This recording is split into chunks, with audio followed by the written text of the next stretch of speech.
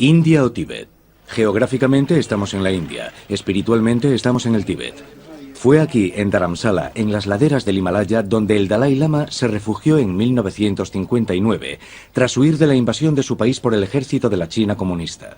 Y es aquí, a 1500 kilómetros de la capital del Tíbet, donde el Dalai Lama dirige su patria espiritual desde hace 50 años.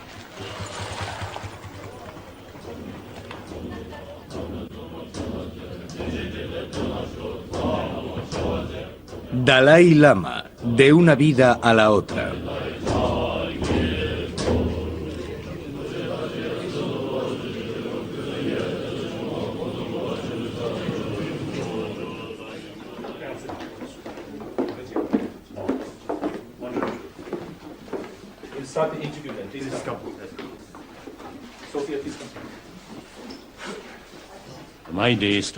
Empiezo el día a las 3 o 3:30.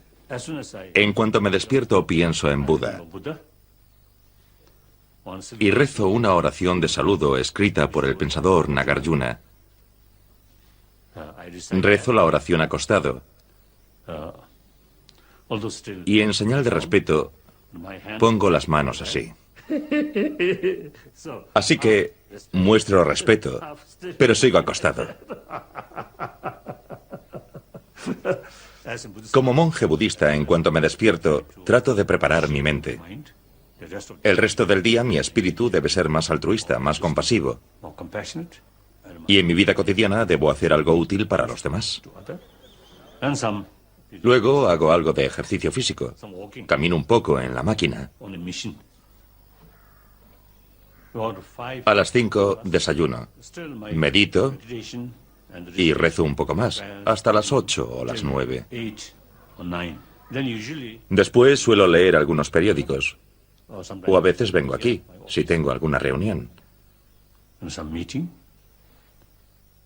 Luego,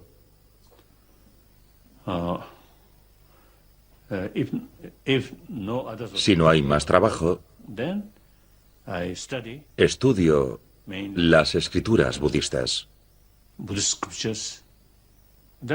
Después de comer, vengo aquí para celebrar reuniones y también dar audiencias.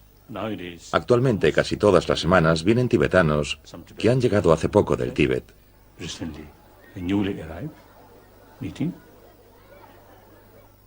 Luego, sobre las 5 o 5:30, tomo el té.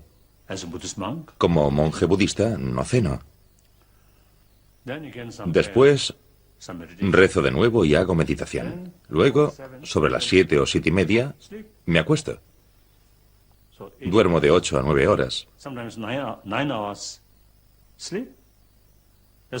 Esa es la experiencia más agradable, la relajación completa.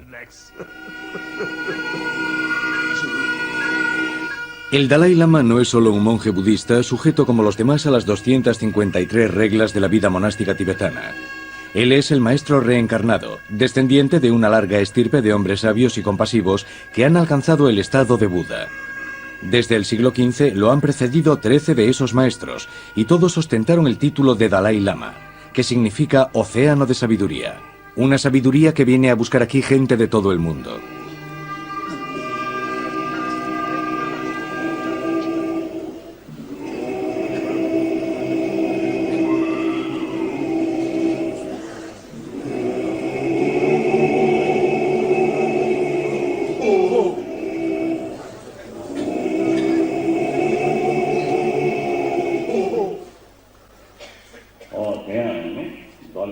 Acumulad todas las virtudes posibles.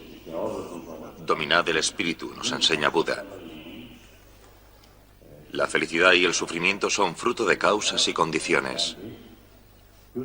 Por tanto, si uno desea estar libre de sufrimiento, debe eliminar toda causa negativa, evitar cometer actos negativos.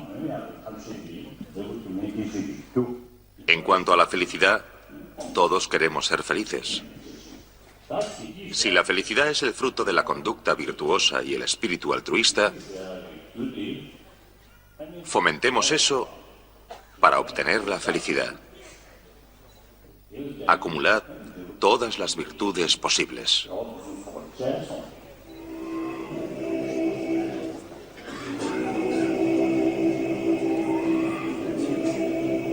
Estas enseñanzas se imparten bajo estrecha vigilancia. Además de ser el líder espiritual, el Dalai Lama es el jefe del gobierno tibetano en el exilio y está bajo constante amenaza. Por respeto a este título, el gobierno indio le otorgó la protección dada a un jefe de Estado.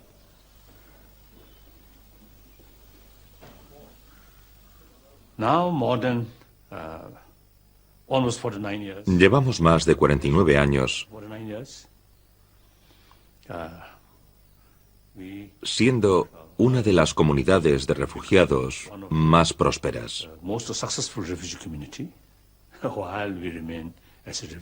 Aunque somos refugiados, hemos conseguido trabajar por la conservación de la cultura tibetana, la rica tradición budista tibetana.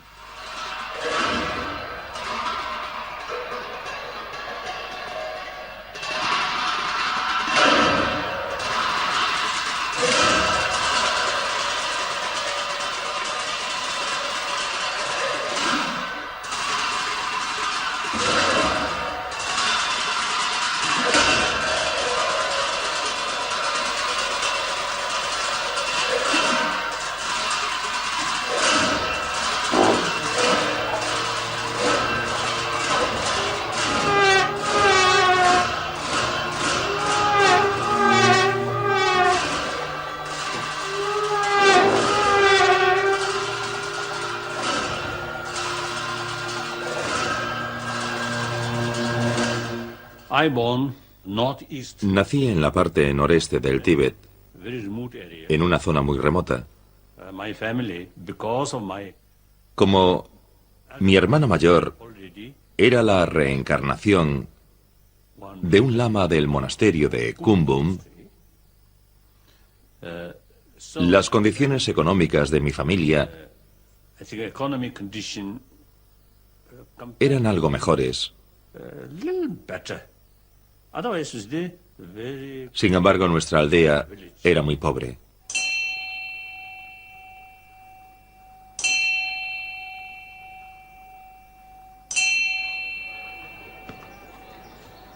El paso de un pequeño estado teocrático pobre a un estado democrático moderno no se logra por decreto.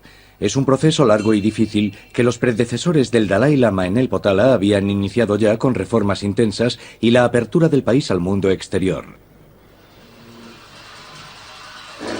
Fue el Dalai Lama número 13, que murió en 1933, el que preparó el camino para su sucesor y también guió a la delegación de monjes encargados de identificar a su siguiente reencarnación.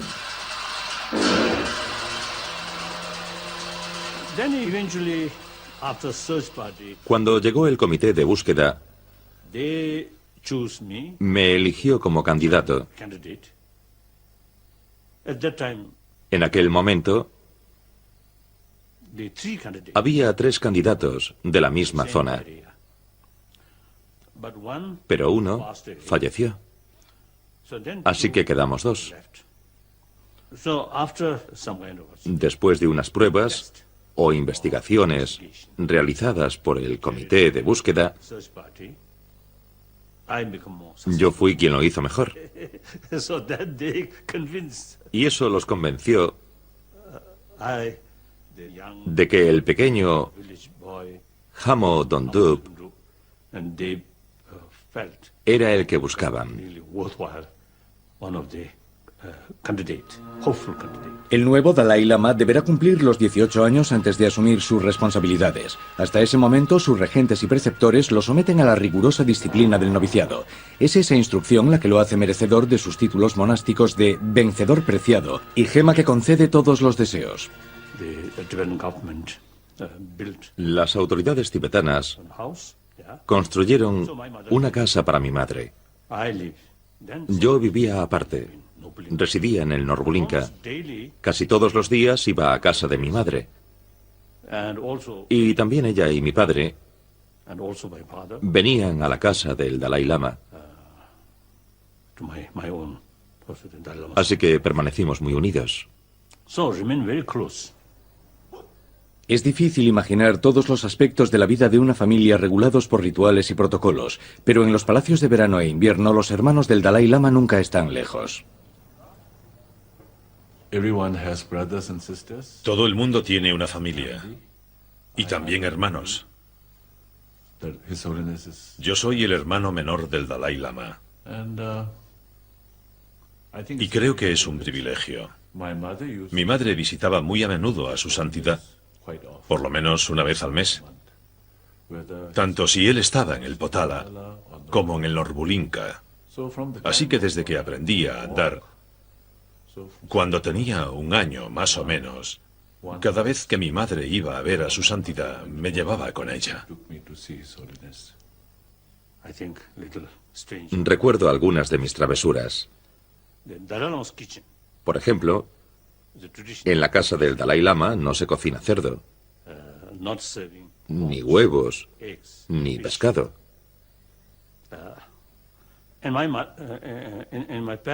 En casa de mis padres, sobre todo a mi padre, le gustaba mucho el cerdo. Así que, de vez en cuando, yo iba allí a comer cerdo.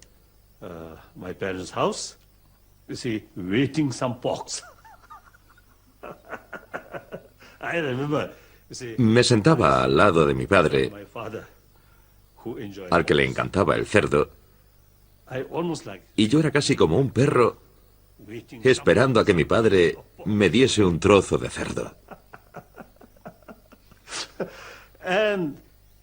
Y también huevos. A veces mi madre me hacía huevos solo para mí.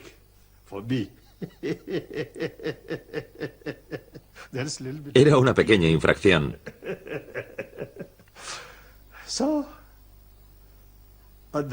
También recuerdo que de niño, a veces mi profesor me ponía cara seria y a veces me reñía.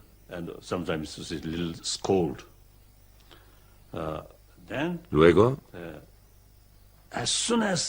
en cuanto acababa la clase, corría a refugiarme en casa de mi madre, decidido a no volver a la residencia del Dalai Lama, porque quería quedarme con mi madre para librarme de las clases. Pero luego llegaba la hora de la clase vespertina y volvía sin rechistar a mi residencia oficial. Sí, son anécdotas de la niñez.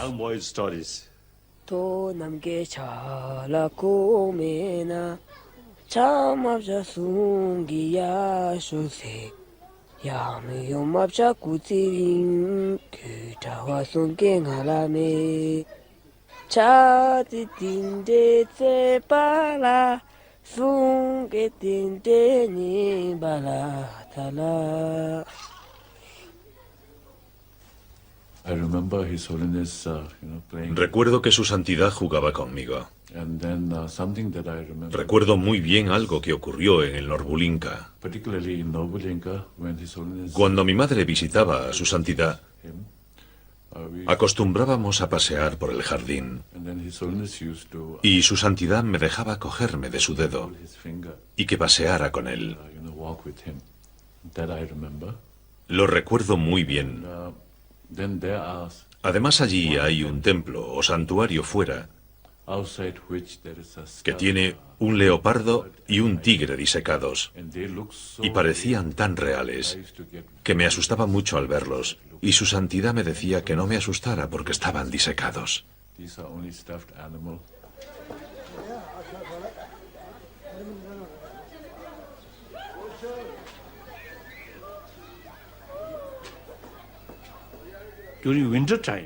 En invierno, sobre todo en el Potala, había la costumbre de hacer retiro al menos un mes. Se hacía en una sala donde no entraba el sol. La ventana daba al norte y era fría. Creo que la sala tenía unos 2 o 3 siglos de antigüedad.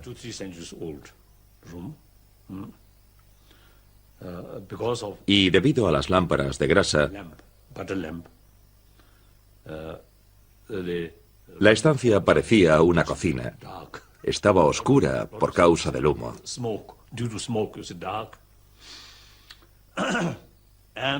Y también había ratas. Mientras rezábamos o cantábamos, a veces veía aparecer alguna. Se acercaba al cuenco con la ofrenda de agua y la rata bebía del cuenco. No sé si a los dioses les gustaba aquel agua o no.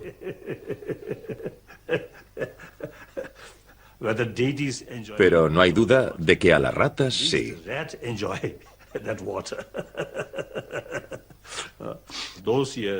Durante aquellos años, mi maestro nunca me mostró una sonrisa. Siempre fue muy severo. A veces veía a los pastores, a la gente con ganado, que iba con sus animales de vuelta a casa, cantando. Y yo pensaba que me gustaría ser uno de ellos.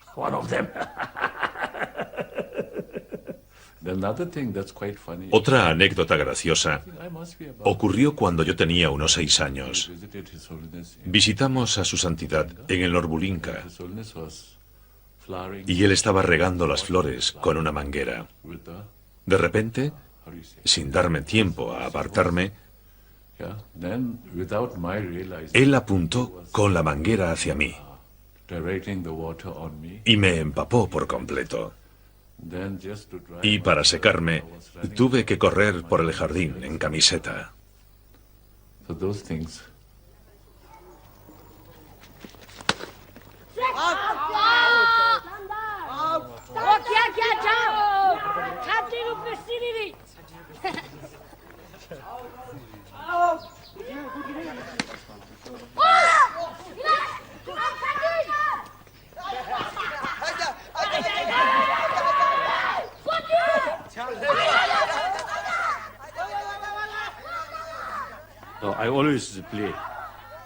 Yo siempre jugaba con los jardineros, con los barrenderos. La mayoría eran personas sencillas. No me trataban con reverencia. Por otra parte, había personas mayores que ya entonces expresaban su esperanza de un futuro mejor bajo mi reinado.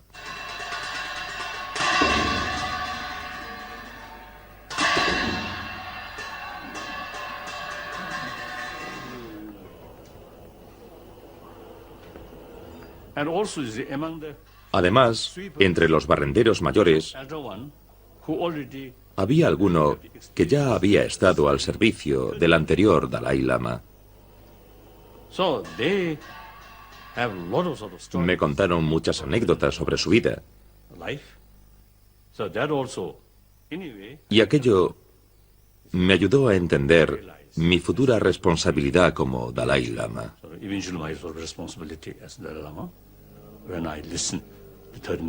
Entonces vi lo difícil que era mi cometido, lo difícil que era mi posición.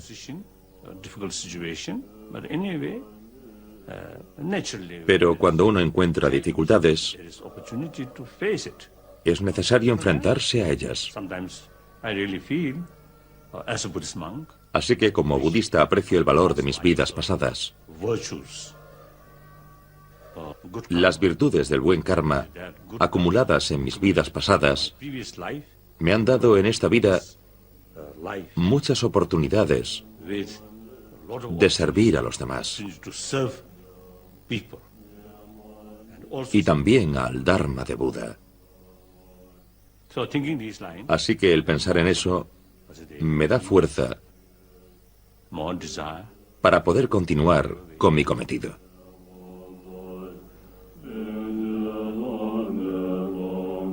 Cuando asume oficialmente el control del país en 1950, el Dalai Lama solo tiene 15 años. Aún no ha terminado su formación religiosa y carece de experiencia política. Su adversario en el histórico conflicto entre el Tíbet y China es Mao Zedong, que se propone conquistar al Dalai Lama y le promete respetar la autonomía del Tíbet. Invita al Dalai Lama a Pekín y lo cubre de regalos.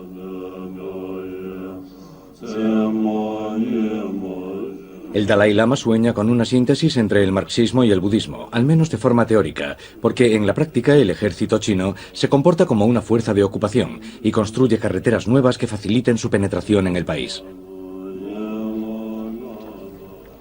A lomos de caballos y en barcas de piel de yak, las 500 personas que acompañan al invitado de Mao emprenden la aventura del viaje hacia Pekín. En 1954 fui a China. Fue una gran oportunidad para ver un mundo diferente. También pude reunirme con muchos tibetanos en las provincias de Amdo y de Kham. De modo que viví muchas experiencias, vi cosas nuevas y aprendí mucho. Además conocí a muchos líderes, a grandes personalidades, como por ejemplo el presidente Mao Zedong. Aprendí mucho de aquella experiencia. Creo que a mi hermano, el Dalai Lama, le impresionó mucho la personalidad de Mao. Mao habla de buena fe y reconciliación. El Tíbet es un país grande que antaño dominaba China, pero está atrasado, así que necesita ayuda para desarrollarse y modernizarse. Mao incluso nombra al Dalai Lama vicepresidente del Comité Permanente de la Asamblea Nacional China, título honorífico que no tiene ningún poder político real.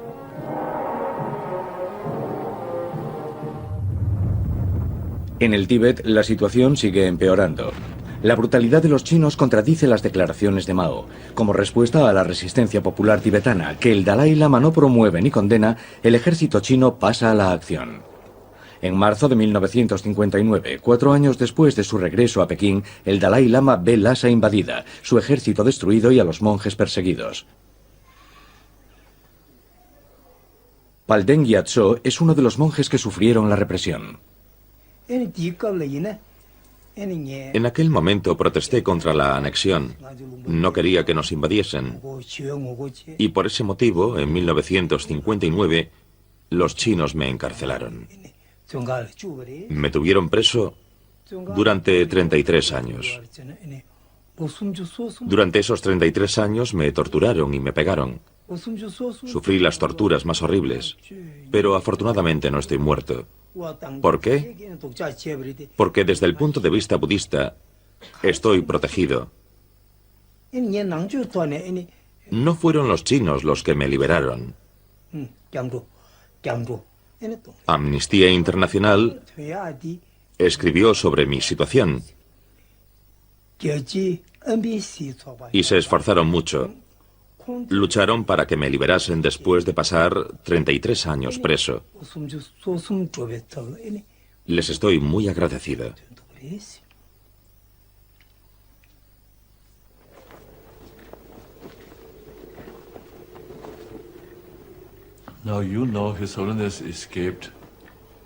El Dalai Lama escapó la noche del 17 de marzo de 1959. Esa noche, mi madre me dijo que me cambiara de ropa, porque teníamos que huir. Me hizo mucha gracia porque mi madre y mi hermana iban vestidas de hombre. Yo tenía 12 años y no podía parar de reír porque me parecían muy graciosas. Salimos de Norbulinka sobre las 9 o 9:30 y caminamos hacia el río. Pasamos muy cerca de los campamentos militares chinos. Nos marchamos de noche. Viajamos toda la noche y al día siguiente, muy avanzada la tarde, hicimos la primera parada. A veces viajábamos 6 horas, a veces 8, y en total nuestro viaje duró 12 días.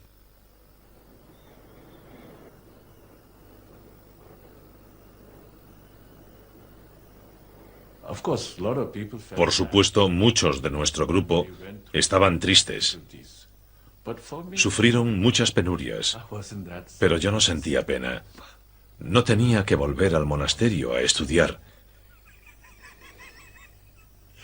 Y todos mis seres queridos cercanos iban conmigo, así que no estaba triste. Recuerdo que, faltando poco para llegar a la frontera india, el Dalai Lama cayó enfermo. Estaba muy débil. Así que si ven alguna foto de 1959, justo antes de llegar a la India, se le ve muy delgado. La bienvenida de India a los refugiados tibetanos resulta lógica por la historia que une a los dos países. India, cuna del budismo, es como la maestra y el Tíbet es el alumno. Unos lazos más fuertes que la reticencia política de Nehru al inicio del éxodo de los tibetanos. Al llegar a la India, el Dalai Lama me dijo, ahora somos libres. Tenemos libertad. Porque aquí no hay control chino. Después, en el verano de 1960, mi hermano se trasladó a Dharamsala por consejo del gobierno indio. El clima de libertad política de India, opuesto al totalitarismo de China, anima al Dalai Lama a seguir con las reformas democráticas que había iniciado en Lhasa. Organiza un gobierno tibetano en el exilio, capaz de llevar los asuntos internos y extranjeros del país con notable pericia, valiéndose del Foro de las Naciones Unidas.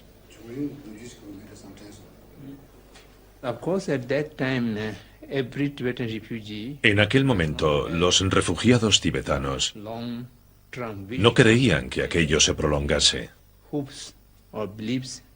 Todos creíamos que en pocos años podríamos regresar al Tíbet.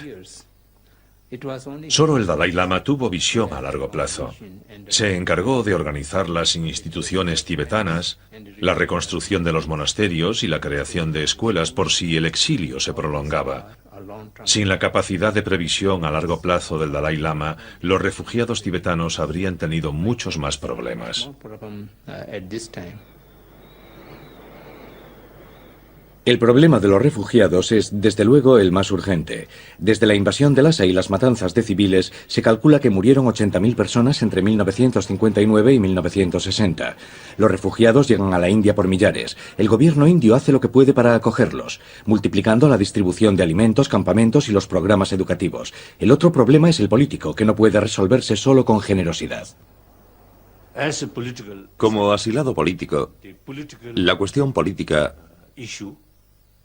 resulta clave mientras sigamos siendo una comunidad de refugiados. Así que aquí siempre me he considerado un portavoz libre del pueblo tibetano. Por tanto, a principios de los años 70, comprendimos que tarde o temprano tendríamos que hablar con el gobierno chino sobre el problema tibetano. Así que nuestra meta es tratar de hallar una solución equitativa para ambas partes. De modo que no buscamos la independencia, a pesar de los acontecimientos pasados. Lo único que nos interesa es el futuro. Materialmente, el Tíbet está muy atrasado, pero espiritualmente está muy avanzado. Todos los tibetanos quieren un Tíbet más moderno.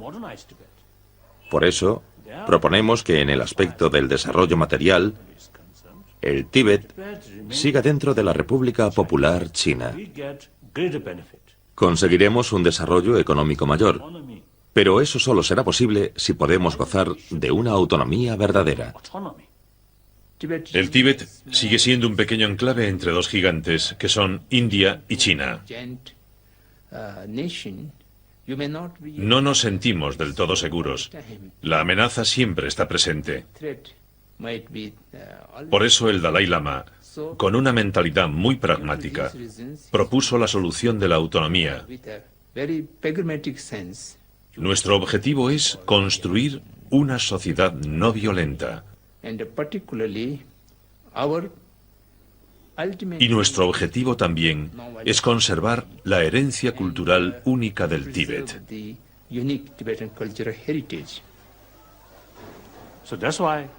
Por eso, siempre le decimos al gobierno chino que no buscamos la independencia, sino nuestro propio interés, pero debemos tener determinados derechos garantizados por la Constitución, a fin de construir una sociedad armoniosa, duradera. De ese modo, China gozará de más respeto en el extranjero y la imagen de la República Popular China mejorará. Asimismo, la cultura china se enriquecerá al conservar la cultura tibetana, que es única. Y esto es algo que les interesa porque, después de todo, entre los chinos hay millones de budistas.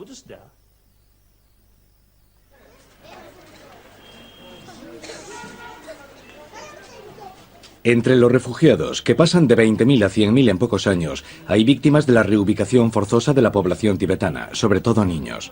También hay supervivientes del encarcelamiento y la tortura, como estos monjes, que aún hoy permanecen en primera línea del movimiento de resistencia.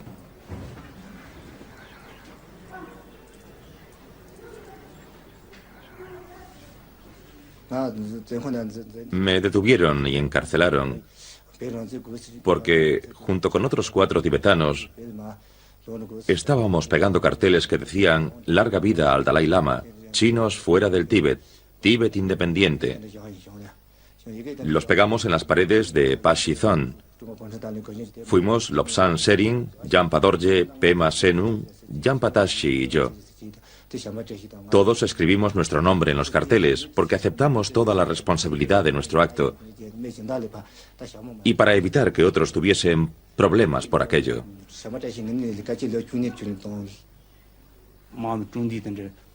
Los soldados llamaron a otros soldados. Nos apuntaron con pistolas a la espalda. Nos ataron en parejas por las manos y las piernas. Nos colgaron boca abajo unos minutos. Y después nos metieron en celdas. Nos interrogaron individualmente, pegándonos en la cabeza y metiéndonos porras en la boca y en otros orificios. Nos golpearon los dedos con un martillo. Todo lo que hemos contado es cierto. Sangrábamos por la boca. Nos dejaban muy mal heridos. Nos pegaban 2 o 3 veces al día. Nos torturaron tanto como si hubiésemos matado a sus padres. La pregunta es, ¿por qué nos hicieron eso? Ellos nos decían que éramos monjes y que la política no era asunto nuestro, no era asunto nuestro. Así que tenía que haber alguna organización que nos apoyase.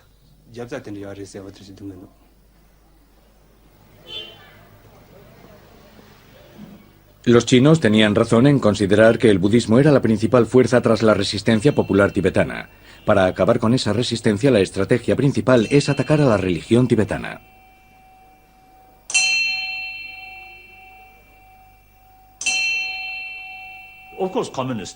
Por supuesto, los comunistas chinos siempre consideran que la religión es un veneno.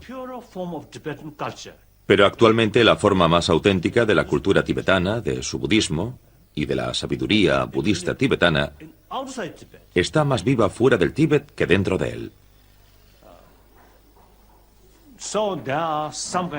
Podríamos decir que, de forma deliberada o no,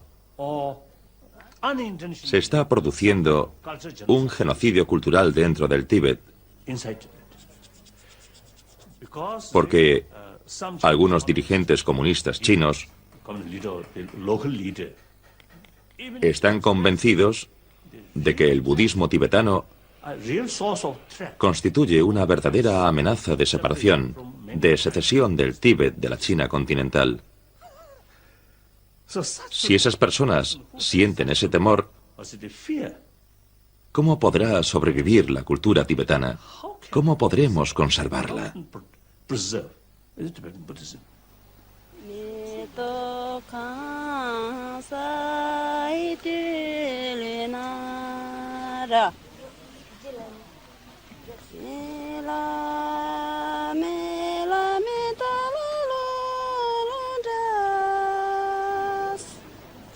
Si el budismo tibetano está en peligro dentro de las fronteras del Tíbet, su esperanza de supervivencia está fuera de esas fronteras, en el seno de la comunidad de refugiados y en los niños de la diáspora. Cada año nos llega una media de 500 a 600 niños del Tíbet. También llegan muchos niños de diversos campamentos de refugiados, donde los padres tienen dificultades para cuidarlos. Nuestra prioridad es acoger a todos los niños que nos confían y darles protección. Algunos llegan con sus padres, que los dejan con nosotros, y luego regresan al Tíbet.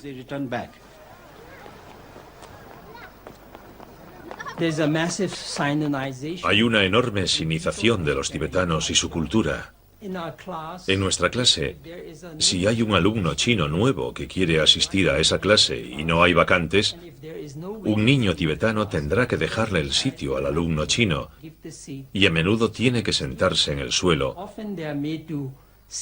o, por el contrario, abandonar la escuela.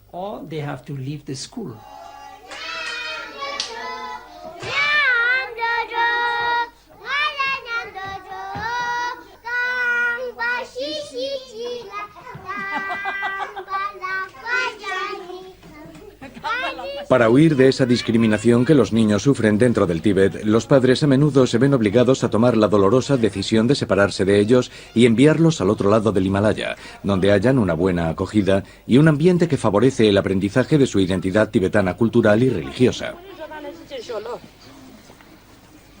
En el pasado, en el Tíbet había monjas,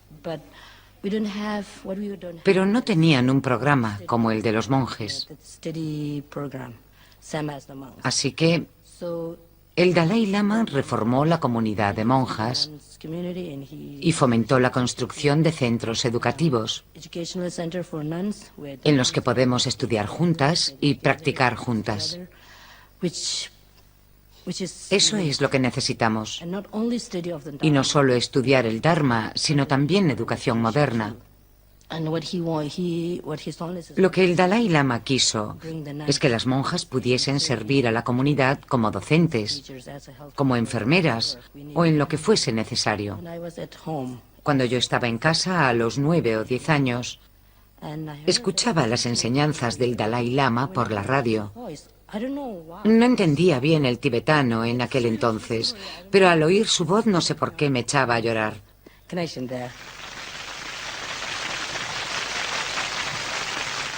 En 1980, tras 20 años de exilio, una delegación del Dalai Lama al fin recibe permiso para visitar Lhasa. Encabezada por su hermano y su hermana, recibe una calurosa bienvenida popular que demuestra que la influencia del Dalai Lama sobre su pueblo permanece intacta, pese a la represión china y al programa de inmigración masiva de colonos chinos. China teme muchísimo la influencia del Dalai Lama, y ese temor solo deriva de la negativa a hablar en serio con el Dalai Lama con objeto de buscar una solución al problema tibetano. Aparte de eso, no hay otro problema. Solo tienen miedo de la influencia del Dalai Lama. Y muchas veces han dicho que si el Dalai Lama regresa, tal vez el pueblo podría descontrolarse. El gobierno fascista autoritario teme a las multitudes, a que el pueblo se reúna. Además, las autoridades chinas tampoco entienden ni toleran que se tengan ideas distintas a las suyas. Todo el mundo tiene que pensar tal como dice el partido. Aunque a principios de los 80, los chinos me presentaron una propuesta con 5 puntos sobre mi regreso, en la que me ofrecían recuperar todos mis privilegios, les dije que no era lo que quería, sino el respeto a los derechos de 6 millones de tibetanos. Y mientras ese asunto no se resuelva, la cuestión de mi regreso no es importante. Su regreso es menos posible mientras continúe la violencia. En marzo de 1989, el 30º aniversario de la invasión de Lhasa por las tropas chinas, se reprimió con violencia a los manifestantes, cientos murieron y se aplicó la ley marcial. Para un soldado chino, matar a un tibetano no representa nada. Para ellos es como matar a una rata. En otras palabras, que para los soldados chinos, por orden de sus superiores, la vida de los tibetanos no vale nada.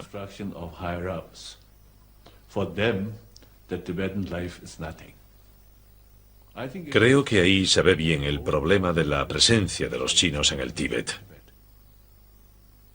Para ello, los tibetanos no son nada. Hay que eliminarlos.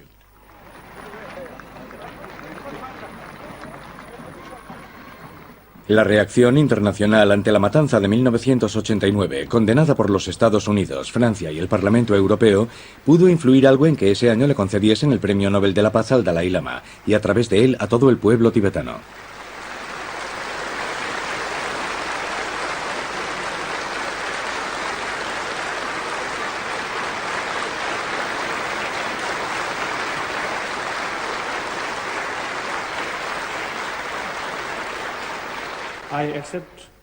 Acepto el premio Nobel con profunda gratitud en nombre de los 6 millones de tibetanos, mis valientes compatriotas que viven en el Tíbet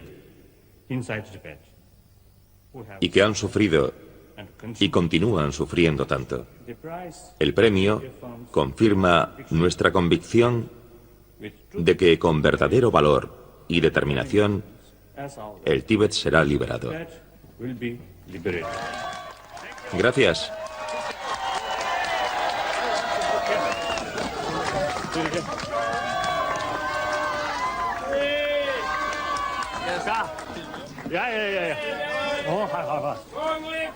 ¡Tíbet libre!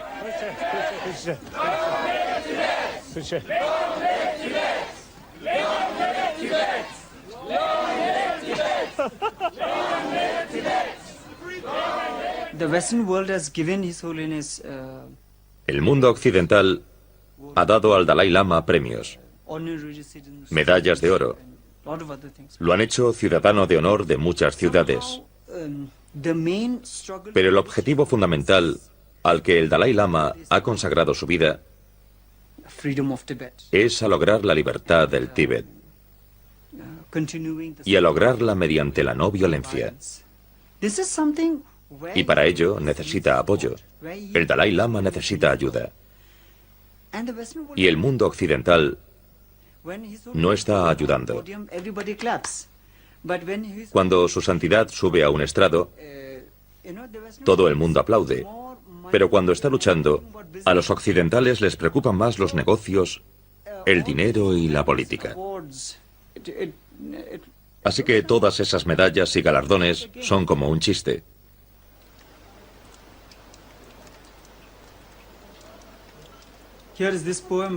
Aquí tengo un poema que habla sobre mi fe. Lo escribí cuando estaba encarcelado en el Tíbet.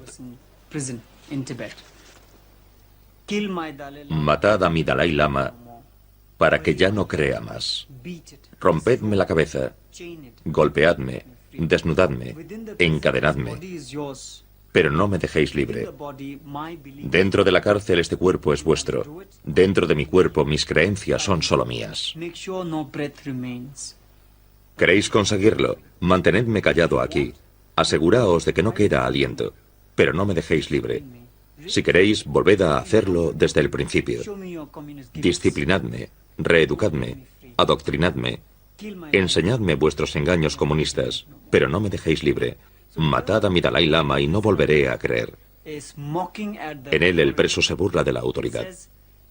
Dice, podéis capturarme, podéis golpearme, podéis usar vuestro ejército, vuestra policía, vuestra ley, vuestros instrumentos de tortura, pero no podréis cambiarme, porque soy lo que mi fe es. Y porque mi fe está en el Dalai Lama, y jamás se quebrantará. Y si queréis que cambie, hacedme perder la fe. Si queréis que cambie, matad a mi Dalai Lama. Pero eso es imposible.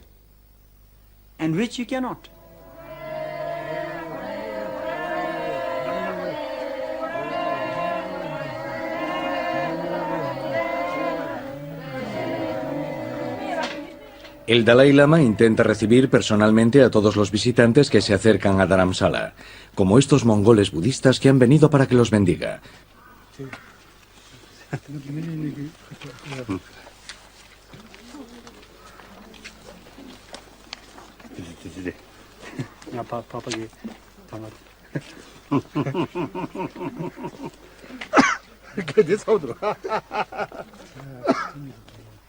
No olvidemos que muchos textos budistas fueron escritos por los mongoles, y todavía hay muchas costumbres comunes entre los dos pueblos, como la de ofrecer un chal de seda como símbolo de bienvenida o lealtad.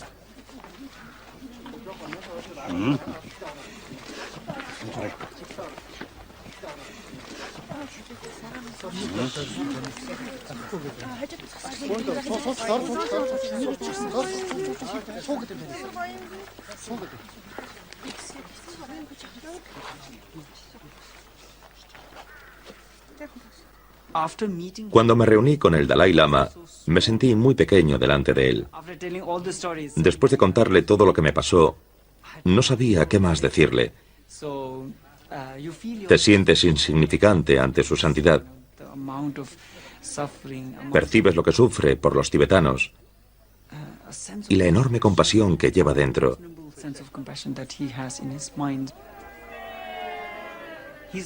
Él es como un faro, y ante la adversidad miramos hacia él y nos sentimos inspirados. Hoy el Dalai Lama tiene 72 años, y naturalmente surge la cuestión de su sucesión, es decir, su reencarnación. Algunos occidentales sienten curiosidad por saber si el Dalai Lama puede reencarnarse en una mujer. Y sí, claro que es posible.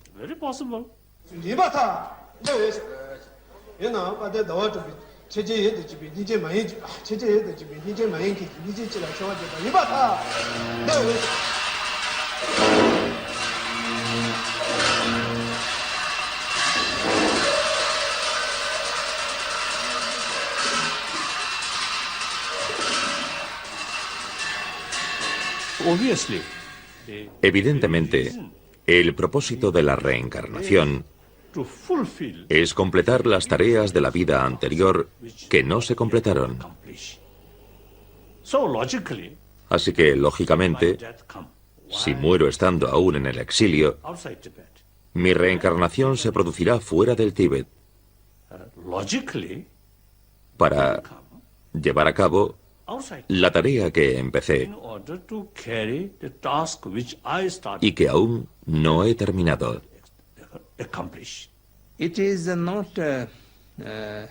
No ha sido iniciativa de su santidad hablar de su sucesión, sino de los chinos. Les preocupa mucho el próximo Dalai Lama y quieren poder escogerlo ellos.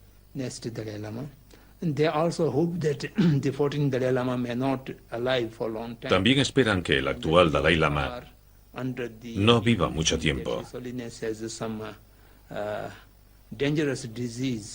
Y han propagado el rumor de que padece cáncer en fase terminal.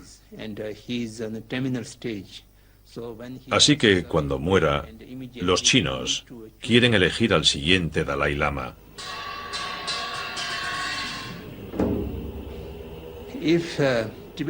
Si el problema del Tíbet no se resuelve, y si el 14º Dalai Lama no logra regresar al Tíbet en vida, el pueblo tibetano debe decidir cómo se elegirá al 15º Dalai Lama, porque será un tema crucial.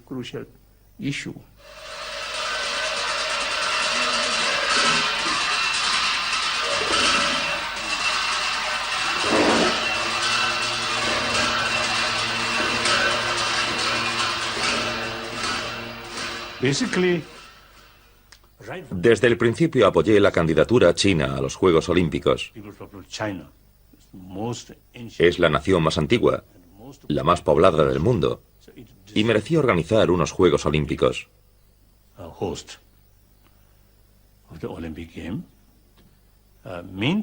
En mi declaración también mencioné a las ONG que se preocupan por la situación de falta de respeto a los derechos humanos Por la falta de respeto a la libertad religiosa y de prensa en China. Por desgracia, en esos aspectos no se ha avanzado mucho. Así que, para que China sea una buena anfitriona olímpica,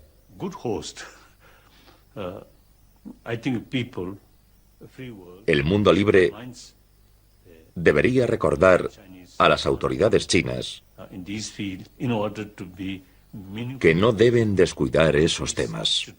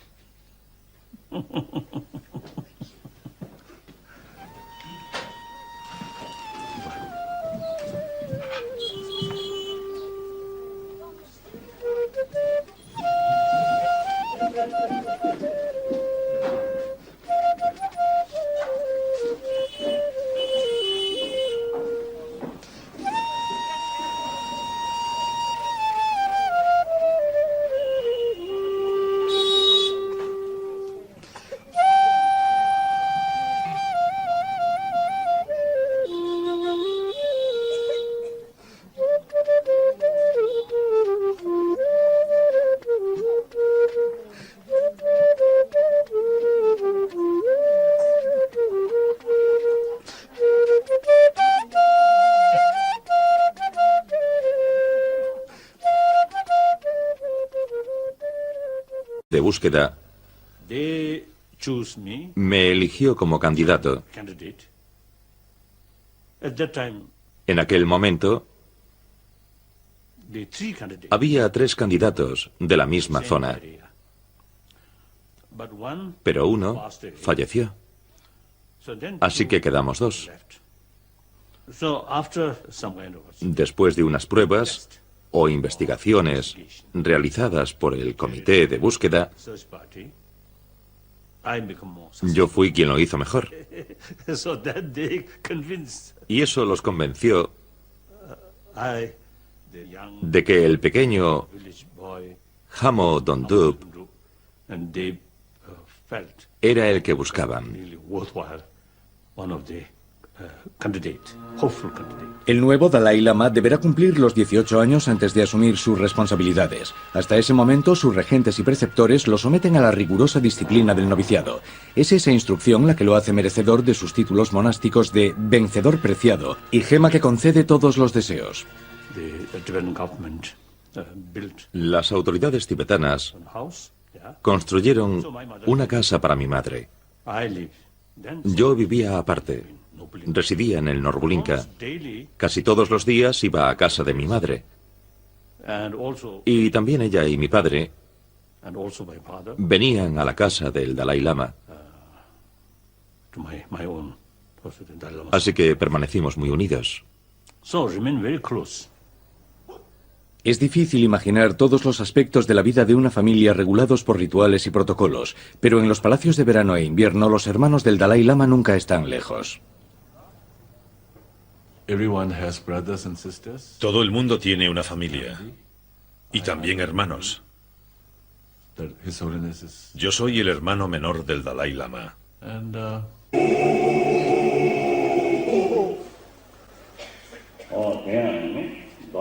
Acumulad todas las virtudes posibles. Dominad el espíritu, nos enseña Buda. La felicidad y el sufrimiento son fruto de causas y condiciones. Por tanto, si uno desea estar libre de sufrimiento, debe eliminar toda causa negativa, evitar cometer actos negativos.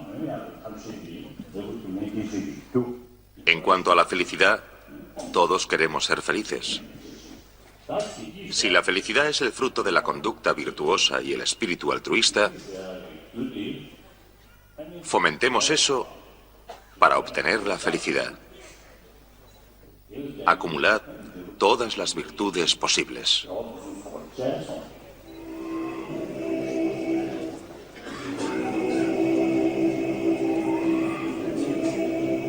Estas enseñanzas se imparten bajo estrecha vigilancia. Además de ser el líder espiritual, el Dalai Lama es el jefe del gobierno tibetano en el exilio y está bajo constante amenaza. Por respeto a este título, el gobierno indio le otorgó la protección dada a un jefe de Estado.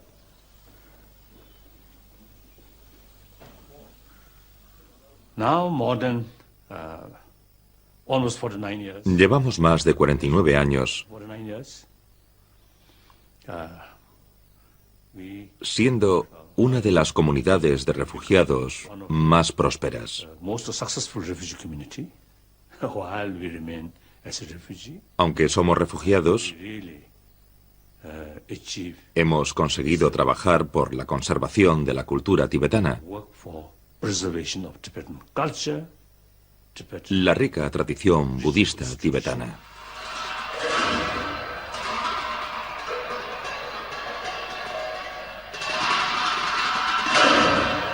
Después suelo leer algunos periódicos, o a veces vengo aquí, si tengo alguna reunión. Luego,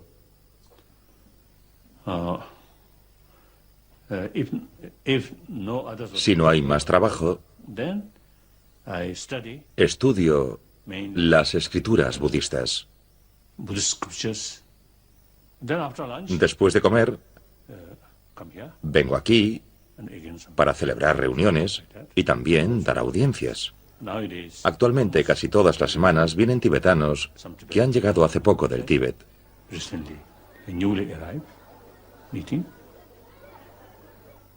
Luego, sobre las 5 o 5:30, tomo el té.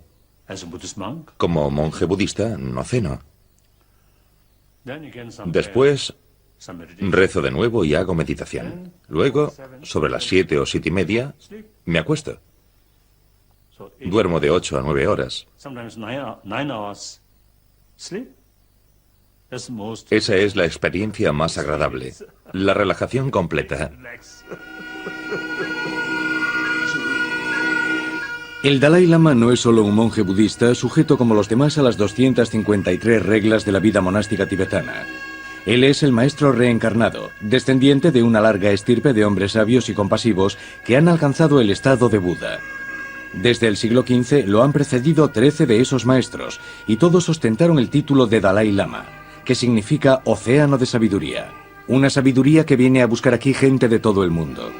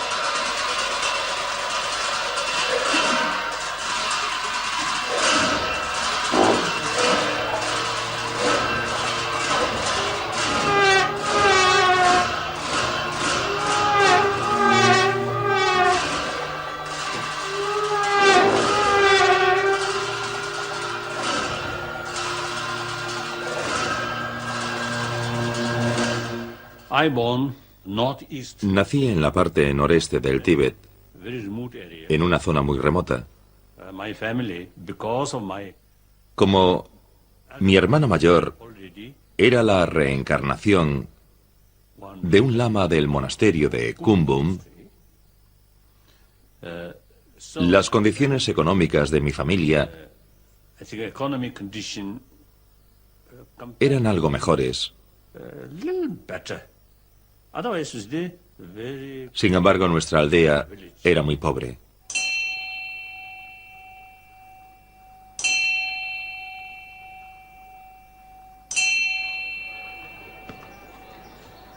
El paso de un pequeño estado teocrático pobre a un estado democrático moderno no se logra por decreto. Es un proceso largo y difícil que los predecesores del Dalai Lama en el Potala habían iniciado ya con reformas intensas y la apertura del país al mundo exterior. Fue el Dalai Lama número 13, que murió en 1933, el que preparó el camino para su sucesor y también guió a la delegación de monjes encargados de identificar a su siguiente reencarnación.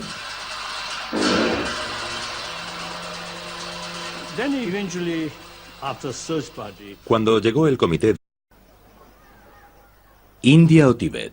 Geográficamente estamos en la India, espiritualmente estamos en el Tíbet. Fue aquí, en Dharamsala, en las laderas del Himalaya, donde el Dalai Lama se refugió en 1959, tras huir de la invasión de su país por el ejército de la China comunista. Y es aquí, a 1500 kilómetros de la capital del Tíbet, donde el Dalai Lama dirige su patria espiritual desde hace 50 años.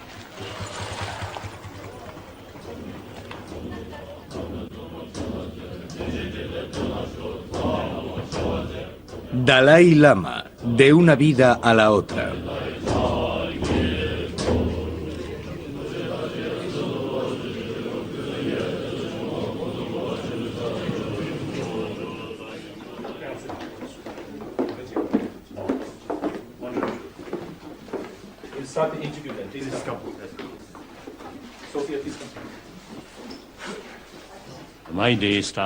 Empiezo el día a las 3 o 3:30. En cuanto me despierto, pienso en Buda. Y rezo una oración de saludo escrita por el pensador Nagarjuna. Rezo la oración acostado. Y en señal de respeto, pongo las manos así. Así que muestro respeto, pero sigo acostado. Como monje budista, en cuanto me despierto, trato de preparar mi mente. El resto del día mi espíritu debe ser más altruista, más compasivo. Y en mi vida cotidiana debo hacer algo útil para los demás. Luego hago algo de ejercicio físico. Camino un poco en la máquina. A las 5 desayuno. Medito. Y rezo un poco más, hasta las 8 o las 9.